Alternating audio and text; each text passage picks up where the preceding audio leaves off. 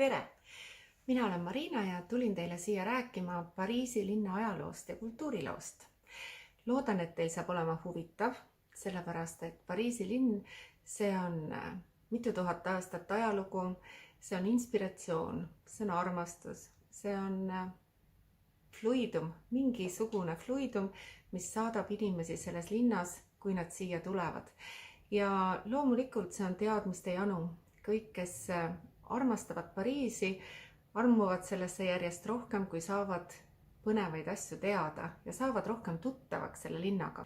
Kutsun minagi teid tutvuma Pariisiga natukene rohkem kui pinnapealselt ja viin teid alustuseks kõigepealt Cité saarele, sest kui minu käest keegi küsib, mis on Pariisis see koht, kus kindlasti tuleb käia, või mis on see ainus koht, kuhu sa ise läheksid ja kui sa teistele pead midagi soovitama, siis mis see on?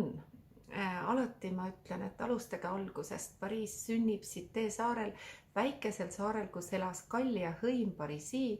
Sinna tulevad roomlased. Roomlased vallutavad selle linna, ehitavad linnamüüri, ehitavad endale linna vasakule kaldale ja nii elavad seal, kuni Rooma riik laguneb.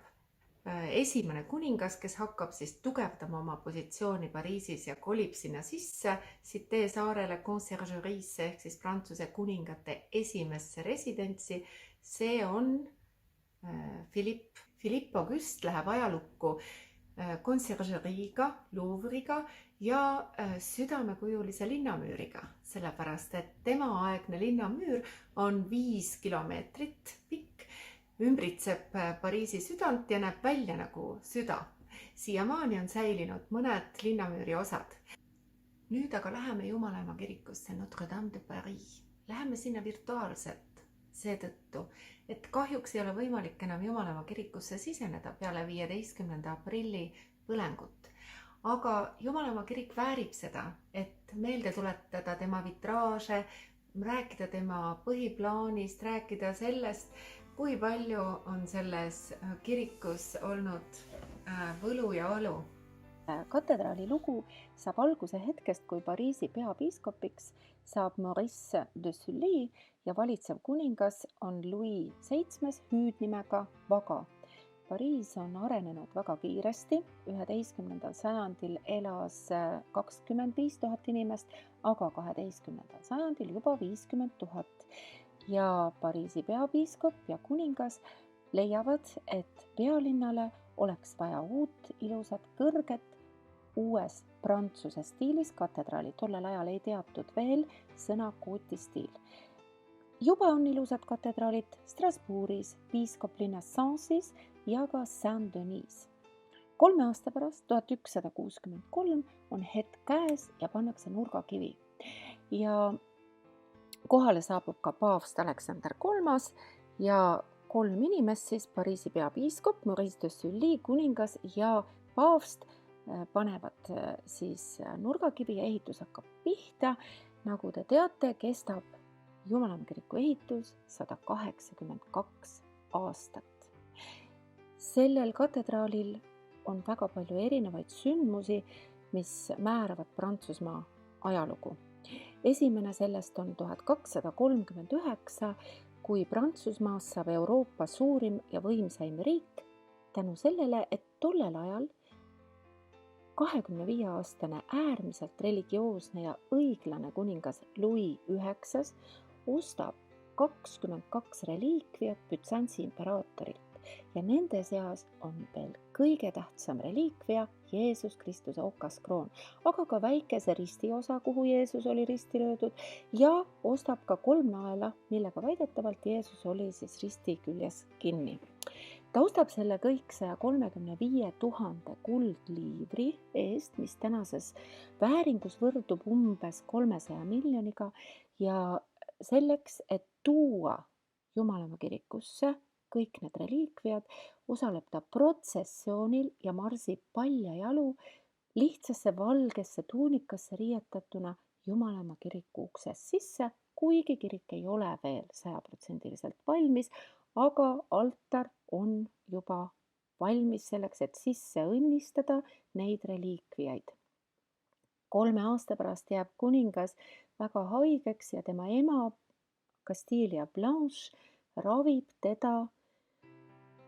Võib öelda, et Jeesus Kristuse okaskrooni kõrval, ehk siis see on viimane lootus, et kuningas ära ei sureks ja toimub ime ja kuningas terveneb.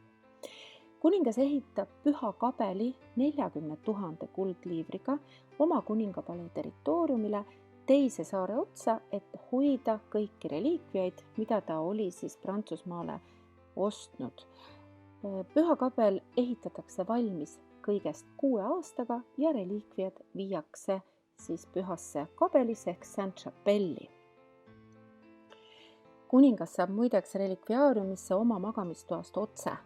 Täna hoitakse okaskrooni hoopistükkis Louvre'i kõrval asuvas või Louvre'i taga asuvas kirikus Saint-Auxerrois ja tuuakse välja samuti nagu Notre Dame'iski, toodi ta välja iga kuu esimesel reedel kell 15:00. Inglise kuningas Henry VI kroonitakse Jumalamaa kirikus. See on täpselt sellel samal aastal, kui Jeanne d'Arc tuleriidal Rouen linnas ära põletati, aga muideks selles samas meie Pariisi Notre Dame'i katedraalis toimus Jeanne d'Arci rehabilitatsioon ja ta kuulutatakse pühakuks. Edasi toimub rida erinevaid pulmi, erinevaid laulatustseremooniaid, näiteks Maria Stuart ja tulevane Prantsuse kuningas 1558, edasi kuninganna Marguerite de Valois ehk siis kuninganna Margot ja tollel ajal Navarra Henri, kes oli muideks protestant, ja nende laulatus oli katedraalis selline, et kuningas Henrit kirikusse ei lasta ja tema hiljem siis kroonitakse hoopis Chartre'i katedraalis. Nii et tema on üks kuningas, keda ei kroonita Reims katedraalis. Asi on nimelt selles, et Prantsusmaal kroonitakse kuningaid Reims ja maetakse Saint-Denis'e. Ainuke kuningas, kes ei ole Reims kroonitud, on Henri, hilisem Henri IV. Lähme ajas edasi. Henri IV poeg Louis XIII. Tema ei saanud kahjuks 23 aastat järeltulijat.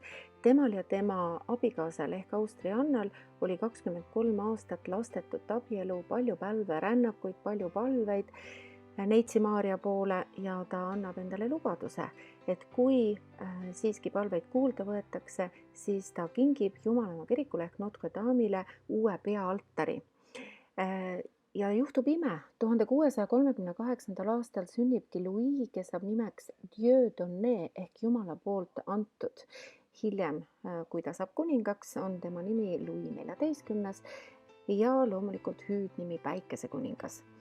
Päikesekuningas tellibki siis oma isa soovi austades Pietà ja 2 skulptuuri, kus üks nendest skulptuuridest vasakul pool on siis tema ja paremal pool tema isa, kes annab valitsemisseptri ja krooni, pühendab Neitsi Maarjale. See altariskulptuur on väga kuulsa Nicolas Cousteau poolt tehtud Pietà ja siin on siis näha Neitsi Maarjat, kelle süles on ristilt maha võetud Jeesus Kristus.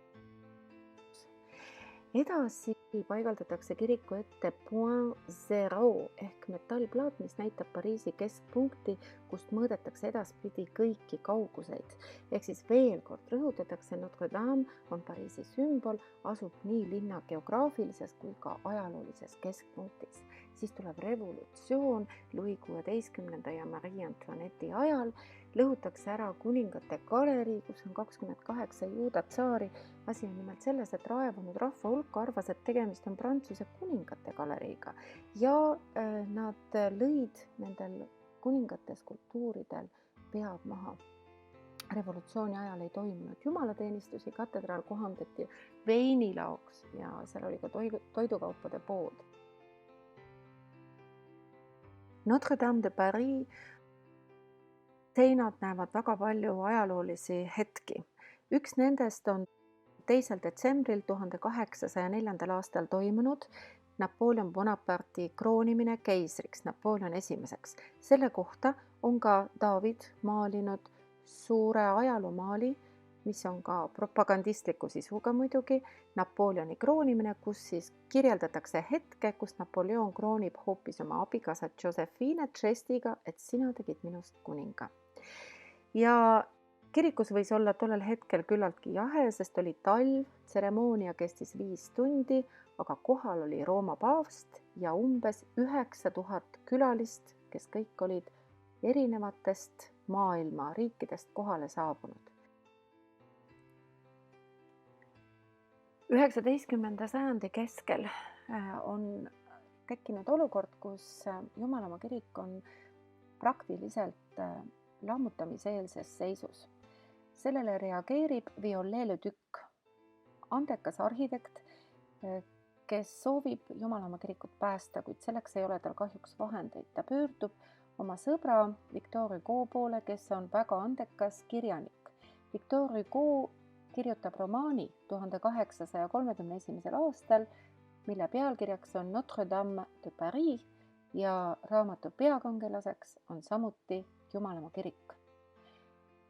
Eesmärk saab täidetud, tähelepanu on saavutatud ja rahad leitakse. Algab väga suur ümberehitus. Notre Dame de Paris renoveeritakse. Restaureeritakse tornikiiuri, tugikaared, katus, terav torn lisatakse vett purskavad koletised ehk veesülitid. Jälle toimub võimuvahetus ja keiser Napoleon III saab võimule ja abiellub oma Eugénie de Montillot'ga 1853. aastal Jumalamaa kirikus. Siis algavad juba Osmani ümberehitused Pariisis, laiendatakse ka Jumalamaa kiriku esist väljakut 6 korda ja tehakse väljakaevamisi. 1970. muideks, kui parklat hakatakse kaevama, arheoloogid leiavad roomlaste majade vundamendid. Praegu saab neid siis vaadata, või tänasel hetkel saab neid vaadata arheoloogilistes krüptides. Edasi tuleb 20. sajand ja maailmasõjad.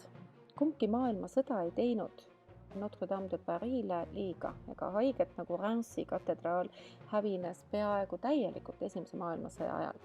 Aga igaks juhuks demonteeriti siiski vitraažaknad, viidi Pariisist ära. Aga Esimese maailmasõja kui ka Teise maailmasõja 1944. aasta Pariisi vabastamise lõppemise puhul lauldi Te Deumi, kristliku maailma hümni, millega siis tähistati võitu.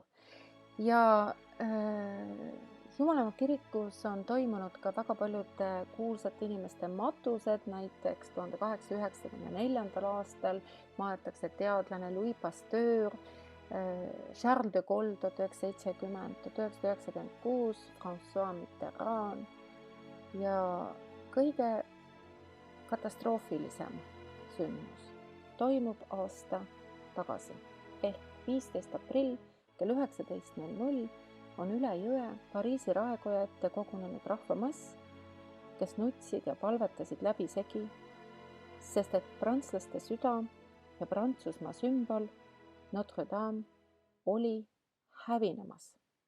Nad palvetasid, et ta ei hävineks täielikult, et ta ei kukuks täielikult kokku.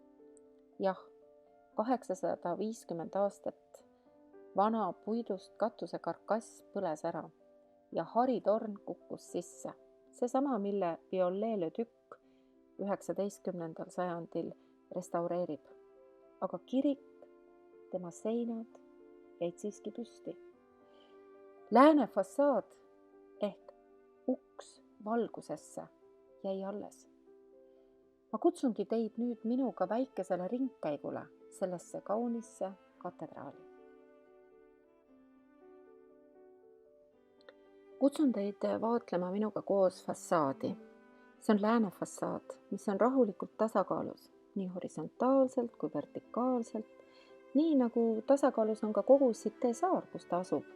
Notre Dame on saare idaosas, läänes asus ilmalik võim ehk kuningapalee.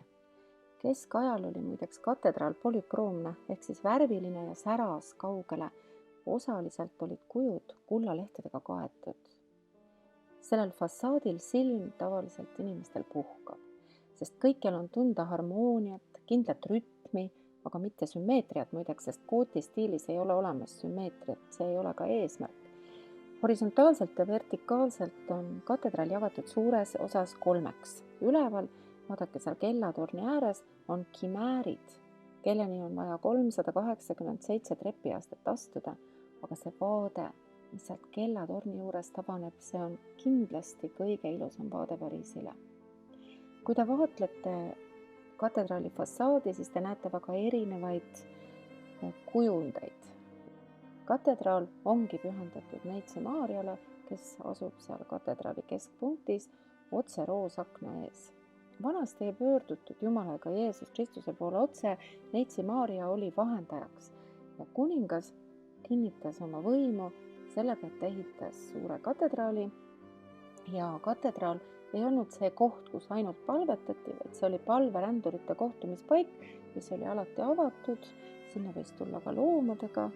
Katedraal oli kindlasti koht, kus palvetati, aga kuhu olid alati oodatud ka palverändurid. No vaadake kiriku portaalidel, ustel siis olevaid kujusid ja kujutage endale ette, et nad jutustavad väga veenvaid lugusid piiblist. Gooti kirikute kujud on väga väljendusrikkad, sest oluline ei olnud isegi nii väga keda kujutada, vaid just nimelt kuidas kujutada. Meistrid, kes töötasid tahusid kivist välja väga meelde jäävaid süžeesid. See, mida kirikuõpetaja rääkis, seda inimesed nägid juba sisenemisel, eelnevalt.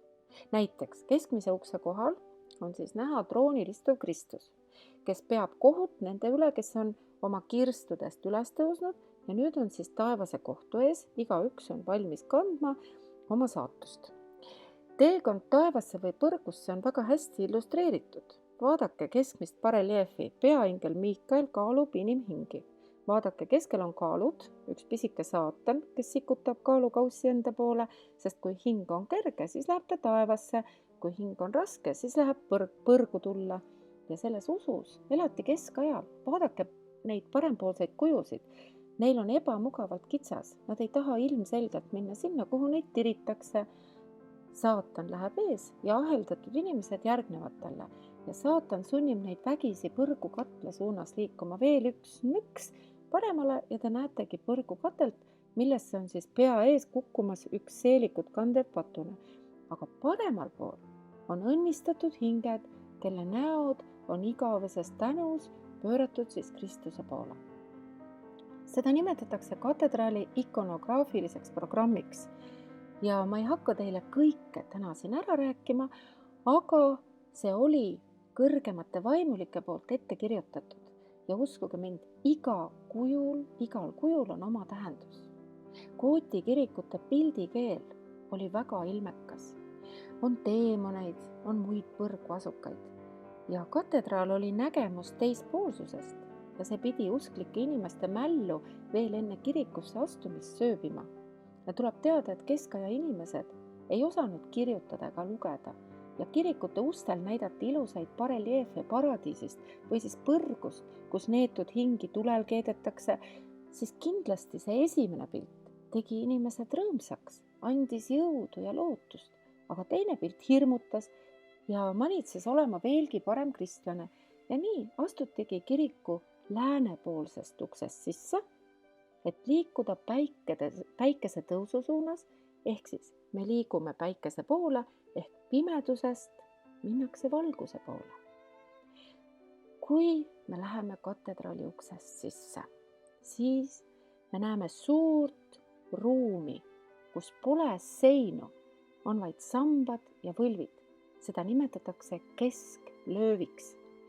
Ehitusmeistrid olid siin läänemaailmas pigem rahutud ja tahtsid kogu aeg midagi uut. Mitte nagu idamaades, kus oldi rahul sellega, mis olemas oli.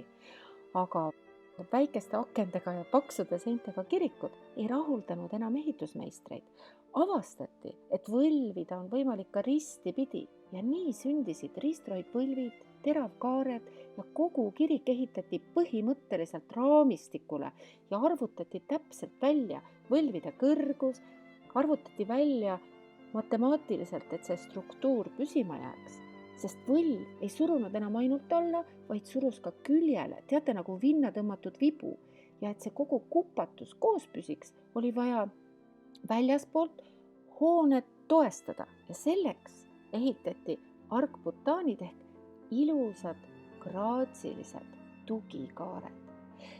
Niisiis, raskus jaotati ära ja seinte asemele sai projekteerida suured vitraažaknad. Vitraažakendel kujutati absoluutselt kõike, kogu elu ja loomulikult ka piiblilugusid. Kui me nüüd liigume edasi, siis me läheme valguse suunas edasi ehk tegelikult ristlöövi suunas. Teel on väikestest kabelitest Prantsusmaa suurimate kunstnike maimaalid. Imeline valgus tabab meid kiriku keskel ehk ristlöövis, kus on keskaegsed roosaknad ja kus siis õnnistatakse palverändureid. Meie tänapäeva palju näinud inimeste ilumeel hakkab alati helisema. Aga mis veel rääkida keskaja palveränduritest, kes kunagi varem polnud midagi nii suurt ja võimsat oma elus enne näinud. Vaadake palun neid roosakneid. Need 3 suurt roosakent 3 erinevas ilmakaares sümboliseerivad minevikku, tulevikku ja olevikku. Ümmargune vorm sümboliseerib igavikku, millel pole algust ega lõppu. See on 32 000 erivärvilisest klaastükist koosnev mosaiik ja kus iga roosiõis on erinev. Põhjapoolsem räägib lugu Vanast Testamendist, sümboliseerib minevikku, sinna otsene päikesevalgus kunagi peale ei paista. Siiski, kui te binoklit kasutate, näete, et keskel istub Neitsi Maarja ja ta on ümbritsetud Vana Testamendi tegelastest. See, mis on läänepoolseim, on pühendatud Neitsi Maarjale ja Jeesuslapsele, sümboliseerib olevikku ja see, mis on siis lõunapoolseim, kõige ilusam, kuhu siis otse päikesevalgus peale paistab, räägib Uuest Testamendist ehk siis elust, kui sündis Jeesus Kristus ja sümboliseerib tulevikku. Seal on Jeesus keskel ja ta on ümbritsetud apostlitest ja pühakutest. See on kindlasti kõige metafüüsilisem valguselamus, mida mina isiklikult olen saanud. Edasi me läheme kivist keskaegse koorivõre juurde, kus on kirjeldatud Jeesus Kristuse elu. See oli väga rahulik koht, koorikoht, kus siis vaimulikud said rahulikult palvetada, kui katedraalis oli üks suur sagimine. Nagu ma enne juba mainisin, vanasti käidi katedraalis mitte ainult palvetamas, uksed olid kõigile lahti, tihti saabuti loomad kaasas. Vanim skulptuur teie ees on Neitsi Maarja lapsega, see on 14. sajandist ja tema nimi on Notre Dame de Paris. See katedraal ja kellatorn ei saanud lihtsalt kokku vajuda selle tulekahju ajal, sest Notre Dame'i kiriku kellade heli on olnud alati usu ja lootuse heli. Seda ei saa inimestelt ära võtta.